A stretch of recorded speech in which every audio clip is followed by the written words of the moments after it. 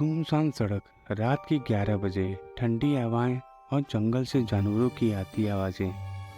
ऐसे में वो आलीशान बंगले के सामने रौनक, राहुल, सृष्टि और दिव्या खड़े हुए थे। तभी उस घर से मोहित और अनीता बाहर आए। मोहित, आप लोग कौन हैं? रौनक, वो सर, हम लोग नोएडा जा रहे थे और रास्ते में हम लोग की गाड़ी खराब हो गई। हमने घर कॉल करना चाहा तो देखा मोबाइल में नेटवर्क नहीं आ रहा था, तो सोचा आप लोग से मदद मांग कर देख लेते हैं। अनीता, कोई नहीं बात बच्चों, फ़ोन तो मेरा भी डेड है, लेकिन तुम लोग जब तक जाओ यहाँ रुक सकते हो, अंदर आओ। यह सुनकर चारों खुश हो गए। उनको थैंक्स बोलकर घर के अंदर पहुँचे। अंदर जाकर उनकी आंखें फटी की फटी रह गई। वह चारों तरफ महंगे महंगे मैट्रिक पीसेस लगे हुए थे। उनको देखकर उन लोगों को चुराने का मन होने लगा। अनीता, बैठो बच्चों, तुमको भूख लगी होगी ना, मैं सबके लिए खाना लाती हूँ। मोहित, हाँ हाँ, तुम खाना लाओ, तब तक मैं बच्चों से बातें करता हूँ। यह कहकर मोहित ने बच्चों के साथ डाइनिंग टेबल पर बैठकर बातें करने लगा। रौनक ने उसके करीब बैठे राहुल की तरफ ध्यान दिया तो देखा उसके बेल्ट पर चाकू लगा हुआ था। रौनक ने फुसफुसाते हुए राहुल से कहा, इडियट, मैंने कहा था ना, कोई भी वेपन साथ मत लेकर आना। फिर तूने ये चाकू क्यों नहीं छोड़ा? अगर इन लोगों को शक हो गया कि हम लोग चोर हैं तो? तुझे पता है ना, ये चाकू चांदी का चाकू है और मेरे लिए लकी है। मैं इसे हमेशा अपने साथ रखता हूँ। इन बुढ़े और बूढ़ियों को पता कैसे नहीं चलेगा। खाना तैयार है बच्चों, यह कहते हुए अनीता ने टेबल पर 2 थाली रखी और उन पर से ढक्कन हटाया। उनमें चिकन रखा हुआ था। क्यों बच्चों, खाना पसंद आया या नहीं? तभी दिव्या बोली, yes ma'am, thank you so much. Anita ने कहा, तो खाना शुरू करो। यह कहकर वह रहस्यमयी तरीके से मुस्कुराई और बोली, इसको खाने से तुम्हारा खून और गर्म और मीठा हो जाएगा। मोहित, बच्चों, हमारा घर बहुत बड़ा है और इतने दिनों तक यहाँ कोई मेहमान नहीं आया है, इसलिए हम चाहते हैं कि सारे कमरे भर जाएं। तो जो कमरा जिसको पसंद आए आराम से अलग अलग कमरे में ठहर जाए। यह सुनकर चारों खुश हो गए और उनको अलग अलग कमरे दे दिए गए। मैसेज मिलते ही सब 1 घंटे का इंतजार करने लगे। ठीक 1 घंटे बाद रौनक अपने कमरे से निकलकर मोहित और अनीता के कमरे की तरफ गया। हल्के से दरवाज़ा खोलकर अंदर देखा तो बेड पर मोहित अकेले सो रहा था। रौनक, ये तो अच्छा हुआ कि ये दोनों अलग अलग सो रहे हैं। यह कहकर वो दबे पांव कमरे के अंदर दाखिल हुआ और चुपचाप अलमारी की तरफ जाकर उसे खोलने लगा। वह अलमारी खुल नहीं रही थी। उसे लगा कि वह लॉक है। फिर उसने देखा कि मोहित के तकिए के पास एक चाबी रखी हुई थी। उसे लगा वह चाबी उस अलमारी की है। वह जैसे ही उस चाबी को उठाया, मोहित ने उसका हाथ पकड़ लिया और रौनक डर गया। मोहित ने भयानक अंदाज में हंसते हुए जैसे ही अपनी आंखों को खोला, रौनक के मुंह से चीख निकल पड़ी। मोहित की आंखें रंग बदलकर लाल हो चुकी थी और उसके 2 दांत बड़े हो गए थे। मोहित उठा और रौनक चिल्लाकर उससे दूर हो गया। मोहित हंसते हुए बोला, क्या हुआ मोहित, चोरी के इरादे से आए, कैंसिल कर दिया क्या? रौनक चिल्लाया और दरवाजा की तरफ भागा, लेकिन वो दरवाजे की तरफ पहुंचता इससे पहले ही मोहित ने पीछे से उसे पकड़ लिया और उसे भयानक अंदाज में हंसा और बोला, आज इतने दिनों बाद ताज़ा खून पीने को मिला है। इतना कहते ही मोहित ने अपने तेज दांत रौनक की गर्दन पर लगाकर उसके खून चूसने लगा।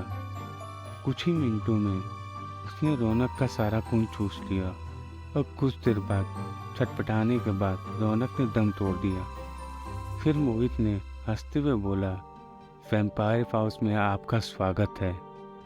दिव्या, लगता है रौनक सारा माल लेकर फरार होना चाहता है। 1 घंटा हो चुका है, अभी देखती हूँ कि ये कहाँ है। यह कहकर वह अपने कमरे से बाहर निकली और बाहर हाल में पहुंची। वहाँ उसे कोई नहीं दिखाई दिया। तभी पीछे से आवाज़ आई, यहाँ क्या कर रही हो दिव्या, कुछ चाहिए था? यस मैम, मुझे प्यास लगी थी। आओ मेरे साथ, मैं तुम्हें पानी पिलाती हूँ। यह कहकर अनीता ने उसका हाथ पकड़ा और किचन की तरफ ले गई। उसने दिव्या का हाथ बहुत जोर से पकड़ा हुआ था और किचन तक पहुँचते पहुँचते वह दर्द करने लगा था। दिव्या बोली, मैम मेरा हाथ छोड़िए, दर्द हो रहा है। यह सुनकर अनीता ने जैसे ही दिव्या से नजरें मिलाई, दिव्या के मुंह से चीख निकल पड़ी। अब अनीता भी पिशाच बन चुकी थी और लाल आंखें से भयानक अंदाज से दिव्या की तरफ देख रही थी। उसके दांत भी खूंखार हो चुके थे। दिव्या का हाथ ऊपर उठा और उसकी कलाई पर अपने दांत गड़ा दिए और खून चूसने लगी। दिव्या जोर से चिल्लाई और खुद को छुड़ाने की कोशिश करने के लिए, पर वो नाकाम रही। वो अधमरी सी हो चुकी थी और अनीता ने उसको जैसे ही छोड़ा वो जमीन पर गिर पड़ी। एक दर्दनाक चीख के साथ दिव्या ने अपना दम तोड़ दिया और फिर अनीता जोर जोर से हंसने लगी। राहुल अभी भी बेकरार अपने कमरे में बैठा हुआ था और वहाँ पर सृष्टि पहुंची। ये दोनों का पता ही नहीं चल रहा कि कहाँ है। 1 घंटे का बाद उठने का बोला था। मैं भी रौनक की ही कॉल का वेट कर रहा हूँ। तभी मोहित और अनीता उसके कमरे में गई और बोली, कोई नहीं बचेगा। मोहित और अनीता को पिशाच के रूप में देखकर सृष्टि डर गई और भागकर राहुल के पास चली गई। सृष्टि और राहुल दोनों डर गए। फिर मोहित और अनीता ने उन पर हमला कर दिया। मोहित राहुल के ऊपर झपटा और उसे लेकर बेड पर जा गिरा। अभी भी वो उसकी गर्दन गड़ाने वाला था कि उसका हाथ तकिए के पास रखे चाकू से टकरा गया। मोहित चिल्लाते हुए उससे दूर हट गया। राहुल समझ गया कि ये पिशाच है और पिशाच चांदी से दूर रहते हैं। राहुल ने झट से वो चाकू उठाया और मोहित की तरफ पॉइंट किया। राहुल ने देखा कि अनीता सृष्टि के ऊपर है और उसके ऊपर दांत गड़ाने वाली है। उसने भागकर अनीता की कमर में चाकू मारा और वह चिल्ला उठी। वह चिल्लाते हुए जमीन पर गिरी और तड़पने लगी। उसके शरीर से जो खून निकल रहा था वह नीला था। राहुल ने जल्दी से सृष्टि को खड़ा किया और दोनों बाहर की तरफ भागने लगे। मोहित गुस्से में उन दोनों के पीछे भागा। वे लोग जैसे ही मेन रोड तक पहुंचे, मोहित उनके सामने आकर खड़ा हो गया। वह बोला, तुमने मेरी अनीता को मारा है, अब तुम दोनों में से कोई नहीं बच सकता है। यह कहकर वह राहुल के हाथ मोड़ दिया, जिससे कि चाकू छूटकर दूर गिरा। फिर सृष्टि को धक्का मारकर वहां राहुल पर झपटा। उसने राहुल के मुंह पर नाखून मारकर उसको घायल कर दिया था।